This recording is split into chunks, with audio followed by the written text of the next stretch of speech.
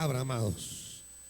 A Él le toca crecer y a mí menguar. Padre,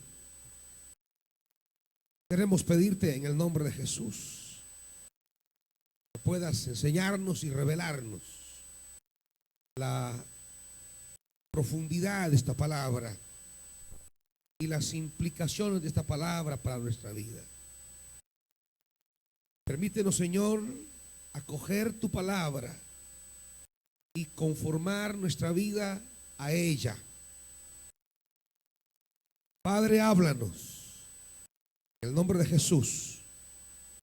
Amén. Pueden sentarse, amados.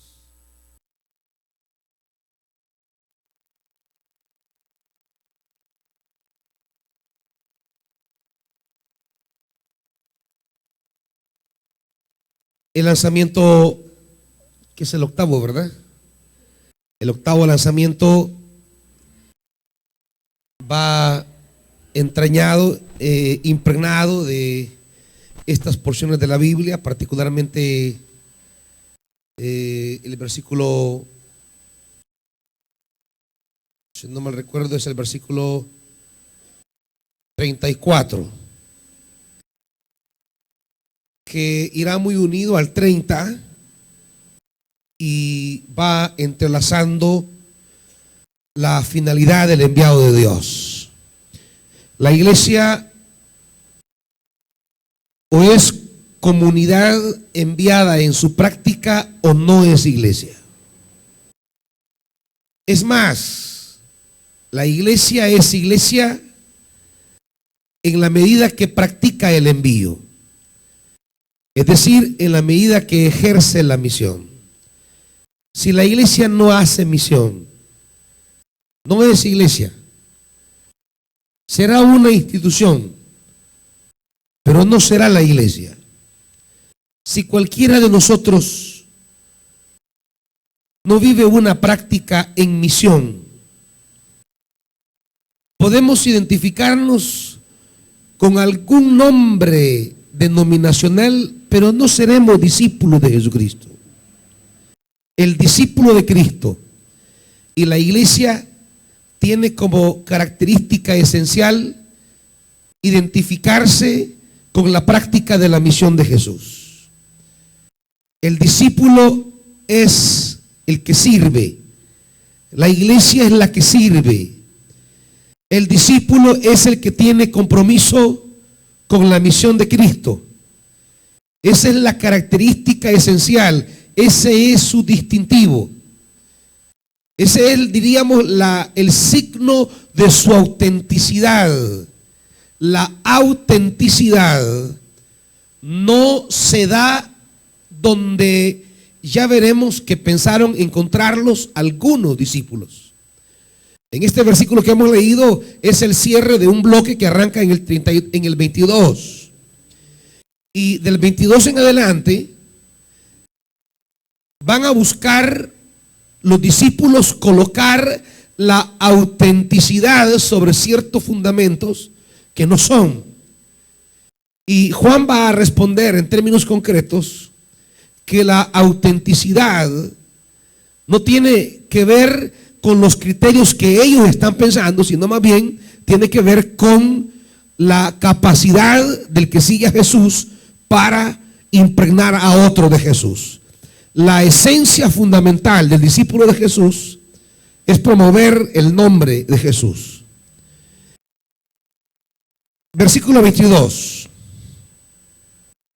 Después de esto, Jesús fue con sus discípulos a la región de Judea.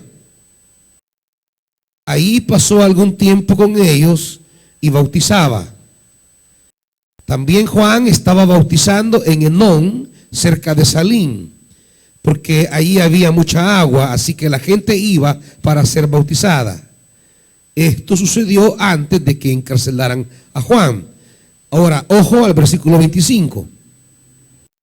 Se entabló entonces una discusión entre los discípulos de Juan y un judío en torno a los ritos de purificación.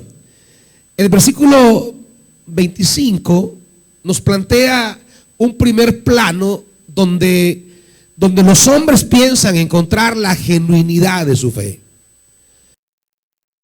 El versículo 25 plantea, diríamos, el primer aspecto en el que las iglesias hoy pretenden encontrar la verdad de su fe.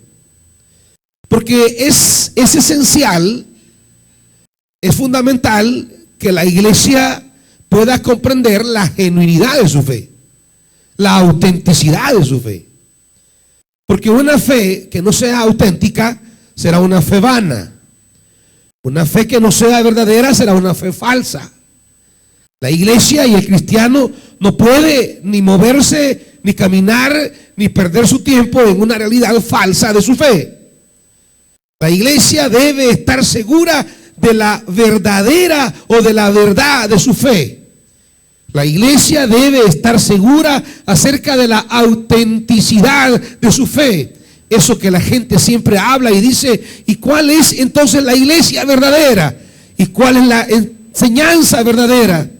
¿Cuál es la verdad entonces de la iglesia? Y una de las cosas que más generan conflictos en el hombre de hoy es la disputa eclesiales por saber cuál es la verdadera.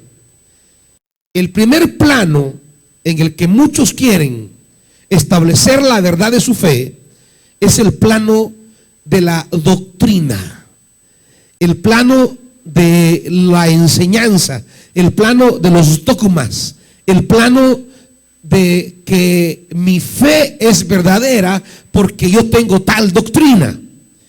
En el plano de la doctrina es que muchos quieren sustentar la autenticidad de su fe. Y hoy día las iglesias están envueltas justamente en esto, en el famoso tema de la doctrina, en el famoso tema de la verdad. La verdad de mi fe se encuentra en la doctrina, en la verdad de mi doctrina. La autenticidad de mi fe se encuentra en la verdad de la doctrina. Y las iglesias hoy tienen toda una, ¿cómo diríamos? Todo un camino fuerte en este tema de la doctrina. Y siempre las congregaciones están siendo adoctrinadas. Y los pastores tienen sus martes de doctrinas. Y tienen su enseñanza de doctrina. O sus miércoles de doctrina. Y hay un culto destinado para la doctrina. Porque la genuinidad de la fe para muchos se encuentra en la doctrina. Es decir, la verdad es un credo. Si yo me aprendo ese credo, estoy en la verdad. La verdad la hemos remitido a la fórmula de una fe. Artículo número 1, artículo número 2, los 10 grandes artículos de la fe. La iglesia es llamada por Dios a vivir una fe auténtica, una fe genuina. El punto que vamos a dilucidar, uno de los puntos que vamos a dilucidar en esta hora es: ¿yo estoy en una fe auténtica, sí o no? ¿Tengo una fe genuina, sí o no? Es decir, si la salvación es por la fe, y si el justo vivirá por la fe, entonces yo debo tener una fe auténtica. Porque si la fe es la que salva, hay una, diríamos, una serie de verdades en la Biblia que nos colocan en el tema de la fe. La fe no es un elemento espúreo o secundario en la Biblia. Es esencial para engancharnos a la salvación, para amarrarnos a la salvación. Es más, Hebreos llega a decir: sin fe, ¿qué, hermanos? Sin fe es imposible agradar a Dios. Yo tengo que tener fe entonces. Y tengo que estar seguro que mi fe es auténtica, que no es espúrea, que no es superficial, que no es vana, que es genuina, que es verdadera. Porque es con la fe que tengo que voy a agradar a Dios. Pero no solamente la fe tiene que ver con agradar a Dios. Pablo dirá en Romanos 1:16, y lo mirábamos, 1:17, lo mirábamos el martes anterior: el justo vivirá por la fe. El justo vivirá Si el acceso a la salvación es por la fe, mi fe tiene que ser auténtica entonces. Tiene que ser genuina entonces. Pablo dirá en Efesios 2 que la salvación es por la fe y no por las obras. Si yo quiero entonces amarrarme a la salvación de Dios, debo tener fe. Debo estar en la fe, debo caminar en la fe. La fe es lo que me vincula al mundo de Dios. La fe es lo que me vincula al mundo de lo divino. Si yo quiero accesar entonces, si yo quiero participar entonces, si yo quiero caminar entonces en el mundo de Dios, mi vida debe tener fe. No hay manera de caminar en el entorno divino si no hay fe. Ahora, la pregunta es, ¿cómo puedo yo asegurarme que mi fe es auténtica? ¿Cómo puedo yo determinar que mi fe es genuina? ¿Cómo puedo yo establecer sobre qué criterios, sobre qué base yo puedo decir la fe que tengo es la fe que reclama la Biblia, es la fe del Evangelio, es la fe de Jesús, es la fe de los apóstoles, es la fe de las comunidades primitivas, es la fe de la Biblia? ¿Cómo puedo yo tener la certeza que la fe que tengo es la fe de la que se habla en la Biblia? Y es aquí donde las iglesias han caído en distorsiones acerca de la genuinidad de nuestra fe. Esta hora, digamos que lo que vamos a establecer en la Biblia y lo que vamos a preocuparnos porque el Espíritu nos ilumine es no solamente entender si la fe en la que camino es genuina, sino evitar colocar la genuinidad de mi fe donde la tradición de la práctica de la iglesia la ha colocado, y comprometernos al final con que esa fe que planteamos en la Biblia sea una fe creciente en mi vida cotidiana. Para muchos, al igual que esto del versículo 25, la fe es un asunto de conceptos. En el versículo 25 tenemos una discusión, dice. Los discípulos de Juan van a discutir, ya sea con un judío, como dice la NBI, o con unos judíos, si no mal recuerdo, dice la Reina Valera. Hay una disputa, hay una confrontación, hay un tema. El tema son los ritos de la purificación. Es decir, Juan y unos judíos, los discípulos de Juan y unos judíos van a discutir acerca de los ritos de purificación. Es decir, cuáles son los caminos que me llevan a la pureza espiritual. Y será toda una discusión, van a entablar un pleito. Es decir, la verdad de cada quien se va a hacer presente a través de la doctrina de cada quien. Van a establecer cada quien su punto de vista sobre la doctrina, y la discusión doctrinal, el debate doctrinal traerá la verdad. Ese diríamos es una de las premisas que hoy día sigue gobernando a la iglesia. La genuinidad de la fe se encuentra en la pureza doctrinal. Esa es una idea que hasta hoy gobierna la vida de la iglesia. Por eso, para muchos, la misión de la iglesia es meterle doctrina a la gente. Porque en la medida que la gente se mantenga en la sana doctrina, en esa medida su fe será auténtica, y en esa medida podrá ser verdaderamente cristiano, y en esa medida podrá participar del mundo de Dios. ¿Me están siguiendo en esto, hermanos? ¿Me están siguiendo, sí o no? Por eso, para muchas iglesias que piensan, que creen que la verdad de su fe tiene que ver con la pureza de su doctrina, con la sana doctrina. Por eso hoy se habla tanto de sana doctrina en la iglesia. Y cada iglesia cada iglesia le apuesta a tener la sana doctrina. No, mire, véngase con nosotros porque con nosotros está la sana doctrina. Y la sana doctrina es la que autentifica la verdadera fe. No, mire, aquella iglesia tiene doctrina errónea. Están equivocados en tal doctrina. véngase con nosotros porque nosotros tenemos la verdadera doctrina, la auténtica doctrina, la sana doctrina. ¿Me van siguiendo, hermanos? Y claro, esto se agudiza aún más cuando tenemos en las pastorales, o sea, 1 Timoteo, 2 Timoteo y Tito, la preocupación de Pablo por la sana doctrina.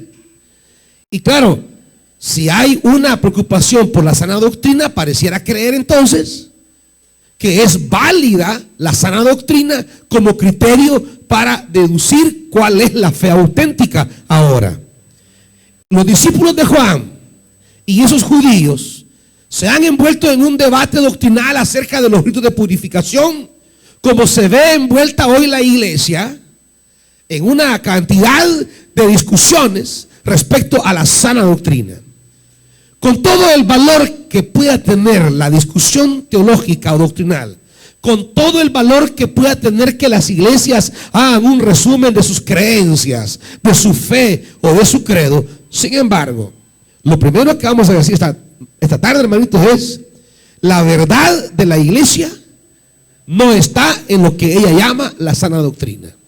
Sí hay en la Biblia una preocupación por la doctrina, pero debemos entender que va a comprender la Biblia por la doctrina. Porque cuando usted le dicen, ¿y usted qué doctrina recibe? ¿Qué se le viene a usted a la idea? O le dice, mire, véngase porque hay un martes de doctrina o hay un miércoles de doctrina. ¿Qué se le viene a usted a la mente de lo que va a pasar ese día? ¿Qué se le viene a usted a la cabeza cuando le dicen, mire, venga al culto porque hoy es el culto de doctrina? ¿Qué idea se le viene a usted a la cabeza? Ajá. Lo que van a enseñarle sobre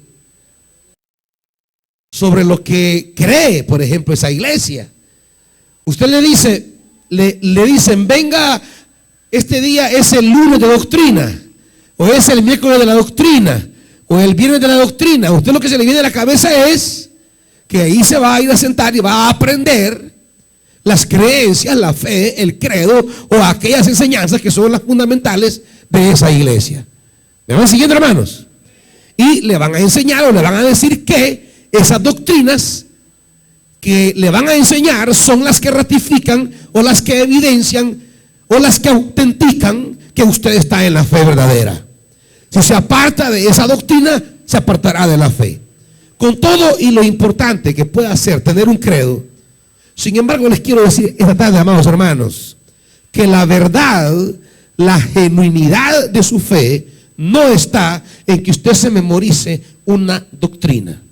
Usted puede agarrar un libro que sea el credo de la iglesia, puede aprenderse los principios bautistas, puede aprenderse la doctrina pentecostal si quiere, puede aprenderse los dogmas de su congregación. Sin embargo, que usted memorice el credo de una iglesia no lo convierte ni lo hace estar en una auténtica fe. Fíjese bien esto.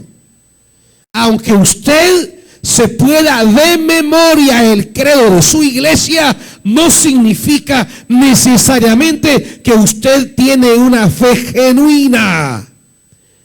Las discusiones doctrinales no nos llevan necesariamente a una fe verdadera. Primero tenemos que entender qué dice la Biblia o cómo comprende la Biblia el tema doctrina. Acompáñenme a Hechos de los Apóstoles. Hay un pasaje que nos va a iluminar sobre lo que sí se va a entender. Dice Hechos capítulo 13. Hechos capítulo 13. Digamos que si vamos a hablar de una doctrina en la Biblia, no van a ser dogmas, ni van a ser credos. No. Sí hay una doctrina en la Biblia, y esta doctrina de la que sí habla la Biblia, esta sí es criterio de verdad. Y dice el versículo 12, Hechos 13:12, al ver lo sucedido, el gobernador, que hermanitos, creyó, maravillado de qué. Fíjese que la Reina Valera dice maravillado de la doctrina del Señor, maravillado de la enseñanza, dice la NBI, del Señor. Fíjese bien, aquí es importante esto porque dice, al ver lo sucedido, el gobernador ¿qué? El gobernador creyó, o sea, ejerció fe. El gobernador tuvo fe. ¿Estamos? Ahora, ¿qué lo llevó a esa fe?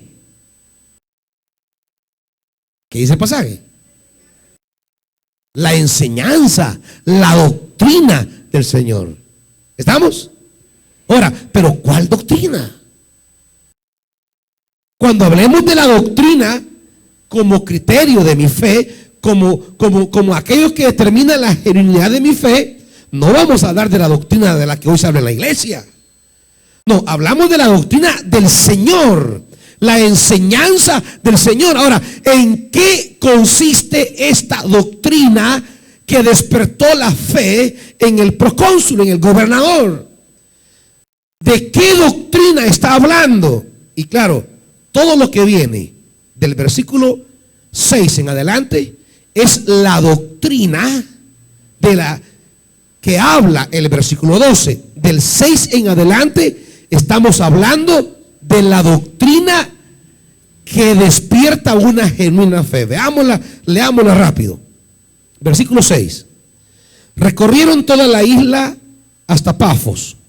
Ahí se encontraron con un hechicero, un falso profeta judío llamado Bar Jesús, que estaba con el gobernador Sergio Pablo.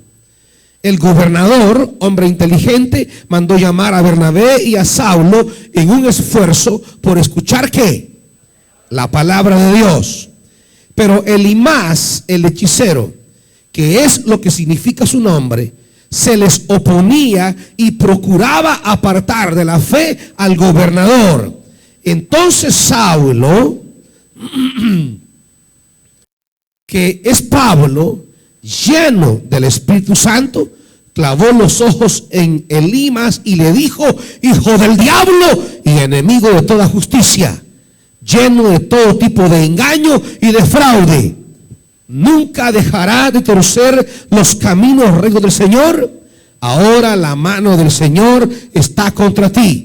Vas a quedarte ciego y por algún tiempo no podrás ver la luz del Señor. Al instante cayeron sobre él sombra y oscuridad, y comenzó a buscar a tientas quien lo llevara de la mano. Al ver lo sucedido, ¿están oyendo eso, hermanito? Al ver lo sucedido, el gobernador creyó al ver la doctrina del Señor. Oiga bien esto. Cuando la Biblia va a hablar de doctrina, no va a hablar de un manual de dogmas. Cuando la Biblia hable de la doctrina que inspira la fe auténtica, no va a hablar de un conjunto de creencias. Vaya, hermano, aquí está el manual de doctrina de nuestra iglesia. Léalo porque lo vamos a examinar. Y usted se va a leer. Doctrina número 1: creemos en Dios Padre Todopoderoso, Creador del cielo y de la tierra, Jesucristo, el Espíritu Santo. 2, creemos que la iglesia. 3, creemos que la Biblia es el don. 4, creemos que los bautizados, creemos que la Santa Cena. Y usted ya se memorizó las 20 doctrinas. Se dice: hoy estoy en la doctrina del Señor. Y le hacen el examen, usted lo pasa, se saca 10. Y usted con el 10 dice: yo estoy en la fe verdadera, porque me he memorizado la doctrina de la iglesia. Estoy en la sana doctrina. Y ahora usted se vuelve un cazador de herejes. Usted ya se metió un esquema de la sana doctrina, y ahora usted anda viendo quién no cree su doctrina. Y usted comienza ahora a ser policía de la sana doctrina. Y comienza a ver, y en esa iglesia, ¿cuál es la doctrina? No, son herejes. Ellos no creen el artículo 2 que yo creo. Y allá, no, eso no entienden la cosa, porque mi artículo número 5, no, están equivocados. Y comenzamos a ser ya un cazador de brujas, un cazador de doctrinas equivocadas, y comenzamos a creer que yo tengo fe auténtica porque yo estoy en la sana doctrina. Y esta es la dinámica que esclaviza hoy día a la iglesia evangélica, razón por la cual muchos se cierran a la obra de Dios. Porque muchos se han metido una doctrina de 20 puntos, se han metido un manual de credo, se han metido un conjunto de declaraciones doctrinales en la cabeza, y eso se vuelve para ellos en un cajón, en una fuerza, en una camisa de fuerza que no les impide poder descubrir por dónde Dios puede estarse moviendo, porque dicen, es que eso que pasa ahí no va conforme a mi doctrina. Y aquí está mi doctrina. Y de acuerdo al artículo número 6 de mi credo, inciso C, eso que hacen ahí no va conforme a mi doctrina. Entonces, para usted, el mover de Dios, la verdad de su fe, tiene que ver con una declaración conceptual de doctrina. ¿Me van siguiendo, hermanitos? Sin embargo, en este pasaje que hemos leído, se va a hablar de la doctrina del Señor, se va a hablar de la enseñanza del Señor, pero si usted se fija, no hace referencia a ninguna confesión de credo. Si usted se fija en el pasaje, no hace referencia a ningunos puntos. Artículo número 1 de mi fe, artículo número 2, 20 artículos de la fe pentecostal, 20 artículos de la fe reformada, 20 artículos de la fe anglicana, 20 artículos de la fe bautista, 20 artículos de la fe no sé qué. No. Cuando la Biblia habla de doctrina, va a hablar de lo que el hombre acaba de ver. Al ver lo sucedido, para la Biblia, la doctrina del Señor es la capacidad que tiene la palabra de producir efectos maravillosos en la vida de los hombres. La doctrina es la capacidad que tiene el hombre que predica la palabra para enfrentar al mundo, las tinieblas. Doctrina no tiene que ver con algo conceptual, sino con el ejercicio práctico de la tarea de predicar a Jesucristo.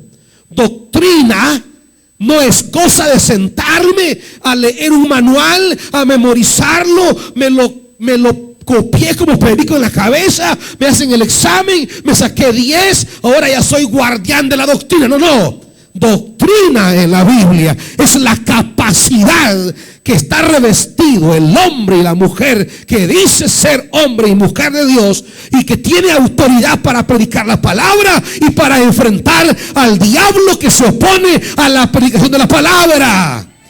Esto no es de sentarse y memorizar, esto es de pararse, ir al campo a predicar y a enfrentar el mundo de las tinieblas. Esa es la doctrina. Memorizarse 20 puntos es chiche.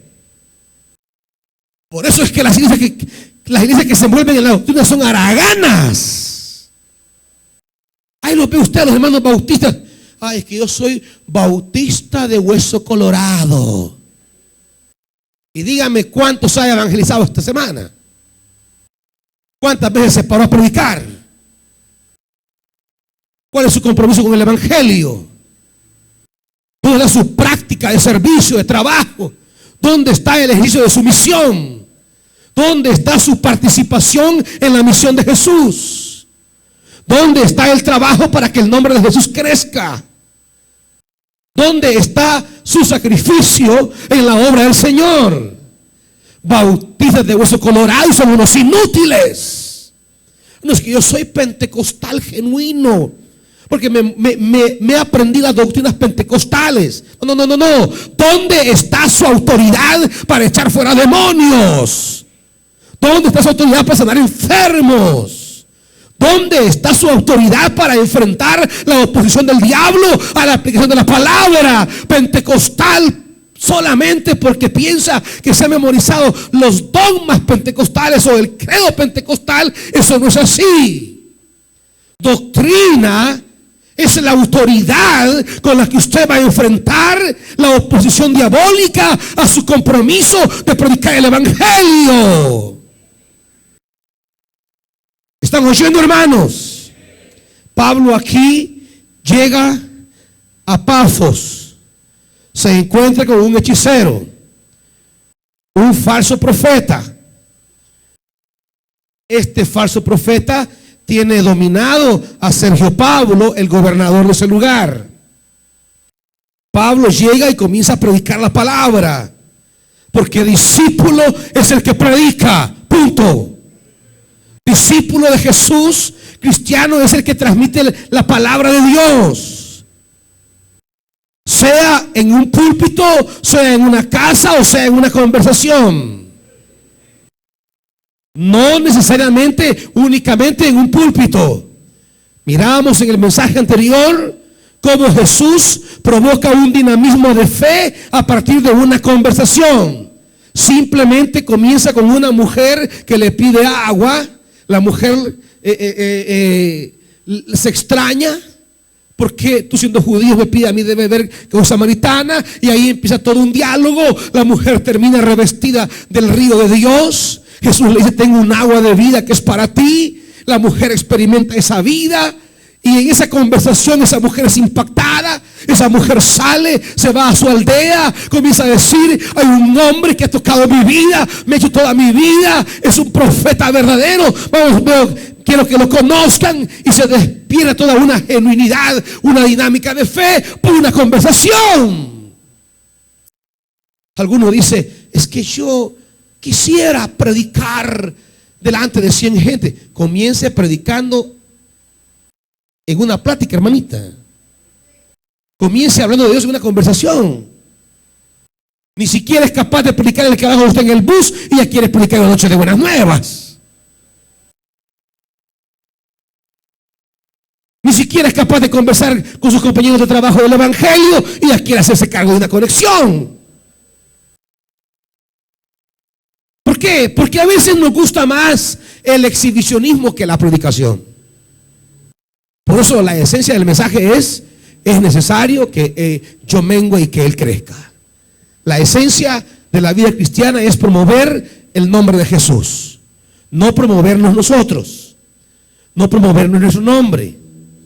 Por eso a mí me alegra que muchos de ustedes ni siquiera sepan mi nombre, solo me dicen pastor, pastor, pastor, y está bien. O a veces dicen, ch, ch, ch. Claro, yo a ese ni le hago caso. Si me dicen pastor, con todo gusto. Porque al final no estamos para promover nuestro nombre, sino el nombre de aquel que salva. Hay gente que pasa por estamos predicando como noche de buenas nuevas y dicen: ¿y ustedes de qué iglesia vienen? Porque nosotros no le ponemos nombre a los eventos que estamos haciendo. No ponemos un gran rótulo: aquí está la Betania. No, no, no, no. Porque lo esencial no es Betania. Lo esencial es el nombre de Jesús. Lo esencial no es nuestro nombre. Lo esencial es nuestra práctica. La práctica de predicar, la práctica de sanar, la práctica de liberar, la práctica de echar demonios. La esencia es la promoción de la vida. La esencia de lo que somos es la práctica, nuestra doctrina. A usted le dicen: mire, y al final usted va a la Betania y mire, ¿y cuál es la doctrina de esa iglesia a usted? Mire, y a usted no le han enseñado doctrina en esa iglesia. ¿Y en qué creen ahí? Pues, y usted, doctrina. No, no tenemos doctrina. No nos han enseñado doctrina. Y le dice: no, pero es que pregunte cuál es la doctrina. No vaya a ser que esté creyendo una mentira. Es que, hermanos, nuestra doctrina es la práctica de Jesús. Nuestra doctrina es el poder espiritual de Jesús. No, es que dice la doctrina del Señor. ¿Y cuál es la doctrina del Señor? Es esa palabra que tiene autoridad para traer salvación. Esa palabra que tiene autoridad para luchar contra las tinieblas. Esa palabra que se para firme contra los demonios. Esa es nuestra doctrina. Nuestra doctrina es predicar el evangelio. Nuestra doctrina es anunciar el poder de Cristo para salvación. Doctrina es lo que Pablo va a hacer aquí. ¿Y qué hace Pablo? Bueno, Pablo dice, está predicando el evangelio, la palabra. Versículo 7. El gobernador mandó a llamar a Bernabé y a Saulo en un esfuerzo, ¿por qué? Por escuchar la palabra. Primera cosa, entonces, doctrina es predicar la palabra. Doctrina es predicar la palabra. Doctrina es predicar la palabra. Doctrina es predica la palabra, hermanito. Si predica la palabra, está en la doctrina del Señor. Pero si cree que está en la doctrina, porque acabo de leer un libro que se llama La Sana Doctrina, ya lo leí y ya me lo memoricé, estoy ya en la doctrina del Señor. Y no predica a nadie. No, hermanito, usted no está en la doctrina del Señor. Usted está en la doctrina religiosa, pero no en la del Señor. El que está en la doctrina del Señor predica la palabra. Y ya lo dije. Sea en una conexión, sea en una columna, sea en una chiquicolumna, sea en un renuevo, sea un lanzamiento, sea en un púlpito o sea en una conversación. Pero predica siempre la palabra. ¿Estamos, hermanitos? Y sigue diciendo, cuando él predica la palabra, había ahí un hechicero. ¿Y qué es lo que este hechicero, hijo del diablo, hacía? Versículo 8. ¿Qué es lo que hace siempre el diablo? El diablo se opone. ¿Y el diablo qué? Quiere apartar a la gente de la fe. Porque es la fe que produce la palabra. Porque la palabra produce fe. Lo dice Romanos 10. ¿Se acuerda usted? ¿Cómo viene la fe? Dice la Biblia, hermanitos. Es pues. Vamos a Romanos 10 mejor. Para que no estemos inventando. Romanos 10. La fe viene. Romanos capítulo 10.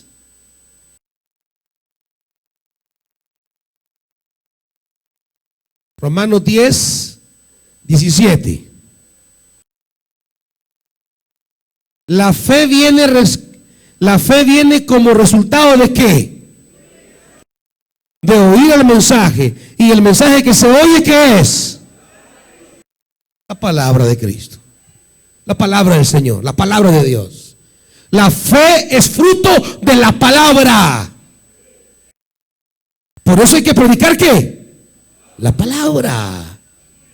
Hay que predicar. Yo les digo, métanse en la palabra, lean la palabra, conozcan la palabra. Mire, hay gente que dice, yo conozco la doctrina de mi iglesia.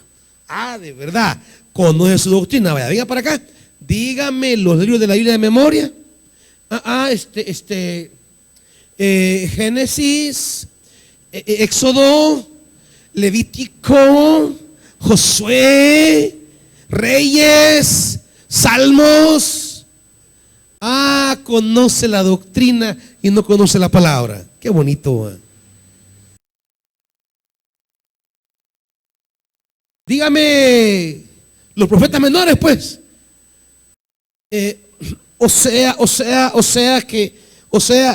Uno piensa que está en Osea, va. No, trabado en Osea está. O sea que fíjese que, conoce la doctrina de su iglesia y es un ignorante de la palabra. Esa es la tragedia de la iglesia evangélica hoy. Meten a la gente en sus doctrinas, pero no conocen la palabra.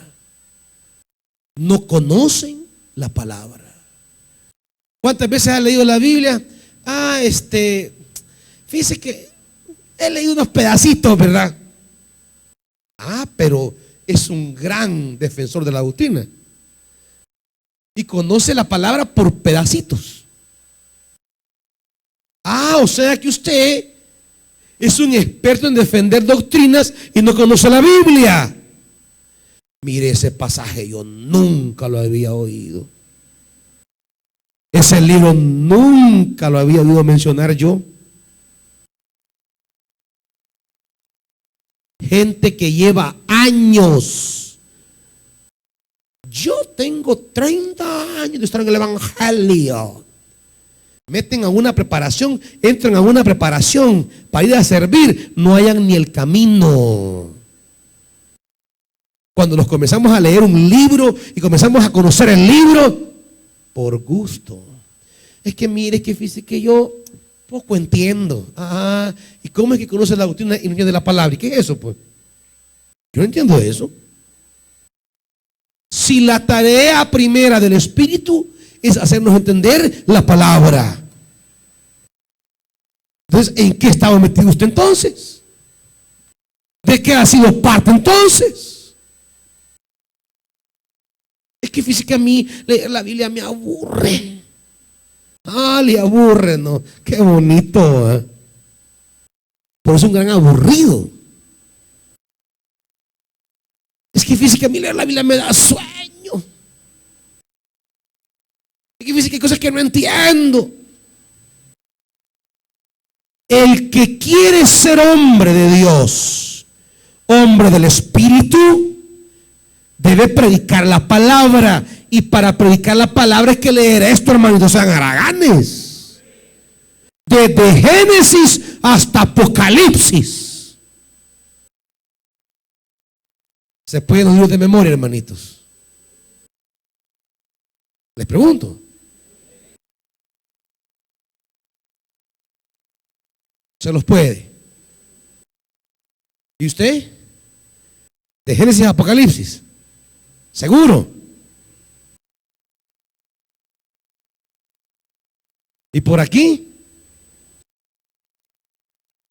Solo le hacen, ay Señor, ciégalo, que no me mire. Señor, a mí invisible, por favor. Cúbreme con tu sangre, que no me mire ese hombre.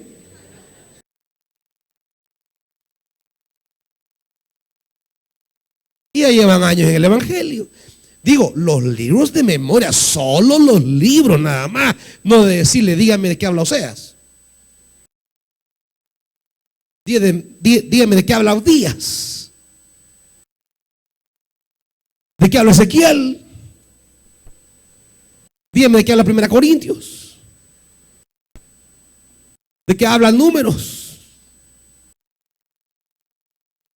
¿Cuál es lo que narra Jueces?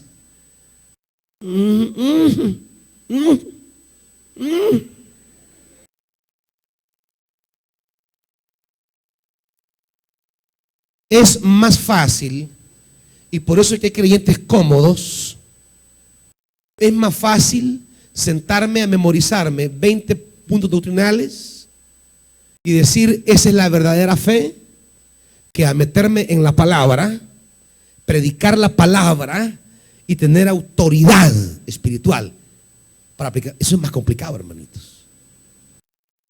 Es más fácil la doctrina que se enseña hoy en las iglesias, de aprender 20 doctrinas una vez a la semana, hacerle un examen y darle un diploma. Eso es más fácil.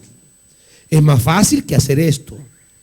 Llegar a un lugar, comenzar a predicar, encontrar un profeta falso, que es un hijo del diablo, que se opone a la palabra, que quiere apartar de la fe al gobernador, que se opone al mensaje de los misioneros. Es más complicado pararse firme frente a ese hombre falso profeta y decirle, lleno del Espíritu Santo, decirle, hijo del diablo. enemigo de toda justicia, lleno de todo tipo de engaño. Decirle, versículo 11, ahora la mano del Señor está contra ti, vas a quedar ciego y no podrás ver la luz. Eso impactó al gobernador, porque no estaba escuchando solamente un mensaje, sino que estaba viendo un poder presente de Dios para imponer con autoridad la palabra y para callar al hijo del diablo que estaba estorbando la palabra. O sea, la doctrina del Señor, hermanitos, es una doctrina que no es de pupitre, es del campo. Es que mi doctrina, ¿cuál doctrina? Y a ustedes ahí les enseñan doctrina. Sí, dígales.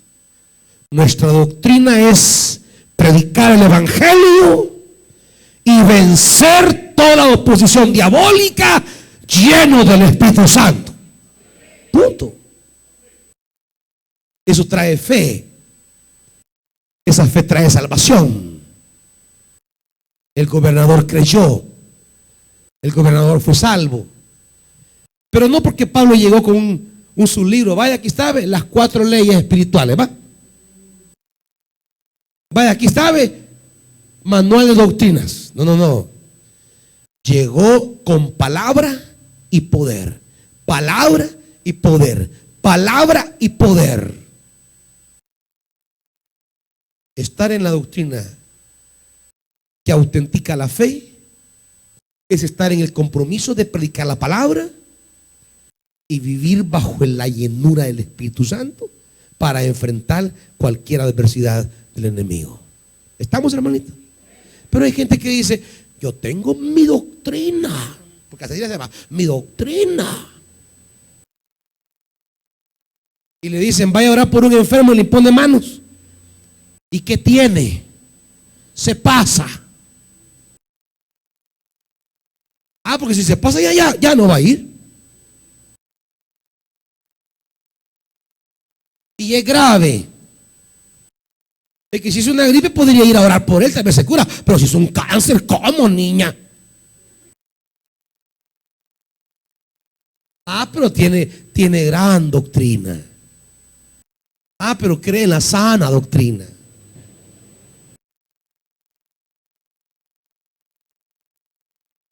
Mire usted, hay una familia ahí que oye cosas en la casa, se ha pasado a vivir en una casa nueva, pero oyen gritos en la noche, fíjese. Se mueven cosas. ¿Cree que puede orar ahí? No, yo no, cállese. ¿Quiere que caiga con pata tuyo ahí? Pero no tiene la sana doctrina, pues. ¿Dónde están los 20 puntos que se memorizó, pues? Doctrina es, vamos a glorificar el nombre del Señor. Dios se va a glorificar ahí. Su Espíritu va a hacer cosas maravillosas. Vamos a liberar qué cosas hicieron en esa casa en el pasado. Hasta hoy van a llegar.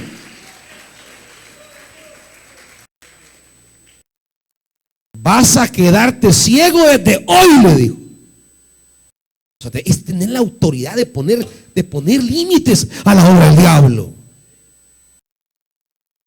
Mire, hay una señora ahí que dice que su hija rechina los dientes y le agarran locura. Llévela al psiquiátrico, hermano. O sea que su sana doctrina, su famosa sana doctrina no le da para eso. Hace un tiempo nos mandó a llamar el director del penal de Izalco. Recordarán mis hermanos, porque el psiquiatra que atiende a algunos enfermos de ahí le dijo al director, mire señor director, va a disculpar lo que yo le diga, pero en realidad yo ni debería decirle esto, porque nosotros ni deberíamos creer en esto, pero ese preso que está aquí, ese preso ya no es cosa psicológica, le dijo. Mejor llame a un pastor que venga a hacerle algo, porque aquí hay algo raro en él. Y nos llamó el director del penal que fuéramos a ministrar a ese hombre. Recuerdo que nos fuimos como a las 7 de la noche, pero viene una gran trabazón. Hemos entrado al penal a las 10 de la noche. Hemos salido a las 2 de la mañana de allá. Lo tenían aislado en una celda, en todo el sector de aislamiento. Entramos con los hermanos, comenzamos a llevar la palabra de Dios.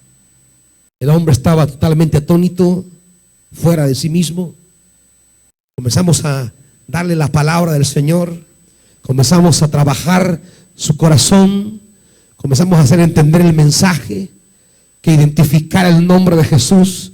Comenzamos a atar al enemigo, a atar a ese hombre fuerte. Se hizo una administración gloriosa. El nombre de Dios fue glorificado.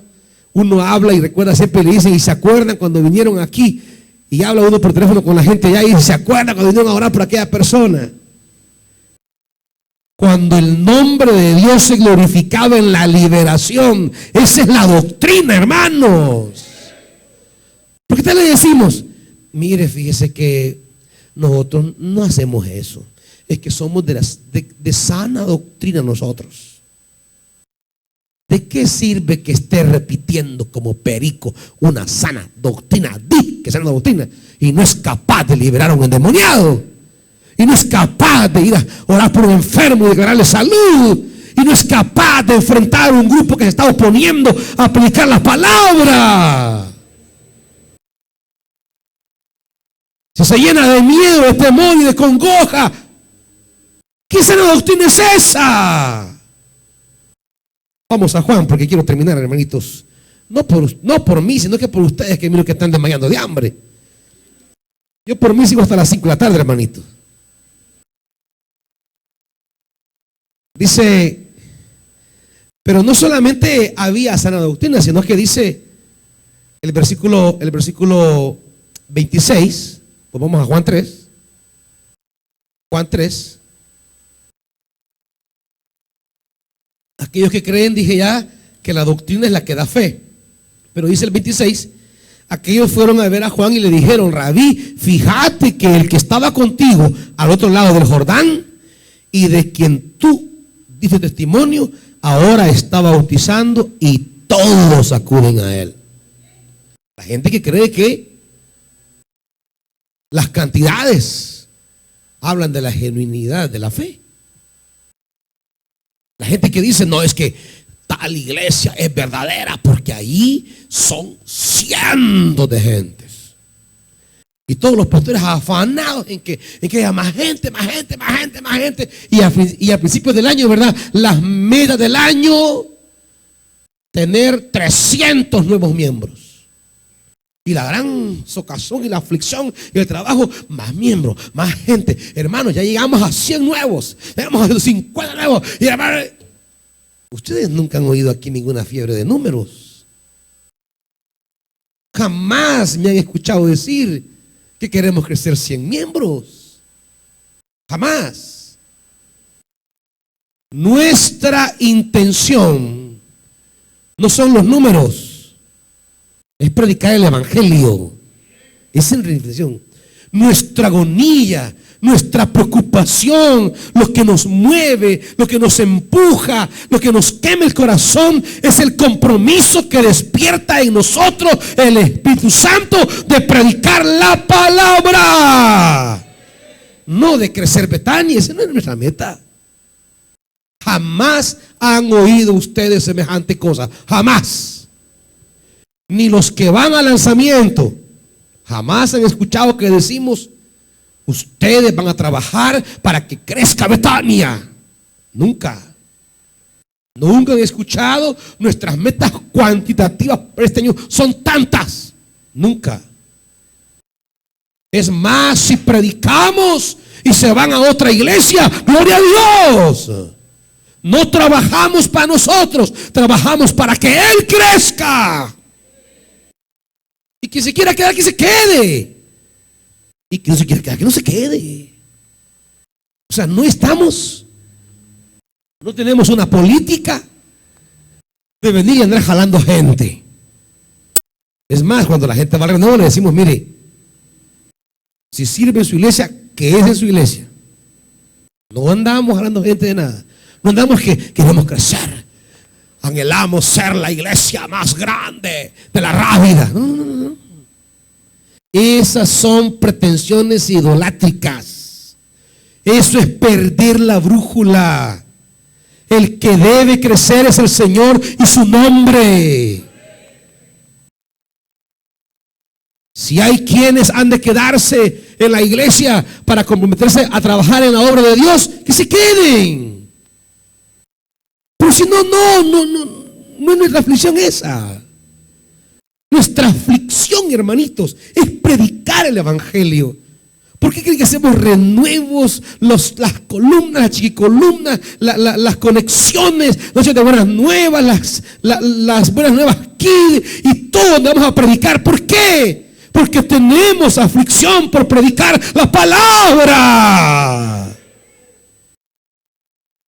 Porque para nosotros la genuinidad de nuestra fe no tiene que ver con números, sino con la vocación, la pasión de predicar el evangelio, la compasión por aquellos que necesitan oír al Señor. Tenemos el compromiso. Invertimos y otras iglesias son bendecidas. ¿Y qué? Llevamos gente de otras iglesias que quieren recibir el río de Dios. Las llevamos. ¿Y qué? Invertimos de nosotros mismos. ¿Y qué? Eso es el reino de Dios. Y un día recuerden a Betania por ser una iglesia que enseñó a servir, a servir, a servir y a servir. Que predicaba y predicaba. No por reunir montones de gente. Eso puede ser o no puede ser. Pero no tenemos una obsesión numérica. Porque no predicamos por los números ni para números. Predicamos porque es la carga que pone el Espíritu Santo en obediencia a la práctica de Jesús. Jesús predicaba, a veces lo seguían multitudes, o a veces él le decía, váyanse, no los quiero aquí. Predicaba porque su padre lo había enviado, no para ser popular. ¿Me entienden, hermanitos? Pero termino aquí cuando dice 30, a él le toca crecer y a mí menguar. Que el nombre del Señor crezca. Eso es lo importante, hermanos. La iglesia juega su fe. La autenticidad de su fe no está en un cuaderno ni en un manual de doctrinas. La autenticidad de su fe está en la práctica de predicar el evangelio y de demostrar el poder del Espíritu Santo. ¿Me oyen, hermanitos? Predicar la palabra y demostrar el poder del Espíritu Santo. Pónganse de pie, hermanitos.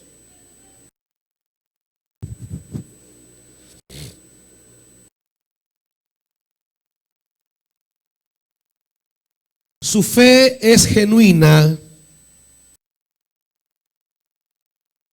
y evidencia si su fe es genuina, no si va a una iglesia, no si cree una doctrina. Usted evidencia que su fe es genuina cuando Dios la usa para predicar el evangelio de la forma que sea. Y cuando el Espíritu Santo llena su vida para enfrentar la obra del enemigo que se opone a la palabra y quiere apartar de la fe a aquellos que oyen la palabra. Su fe es genuina, no si usted repite mecánicamente un credo. Su fe es genuina si su vida es capaz de provocar fe en Jesús en la vida de otros.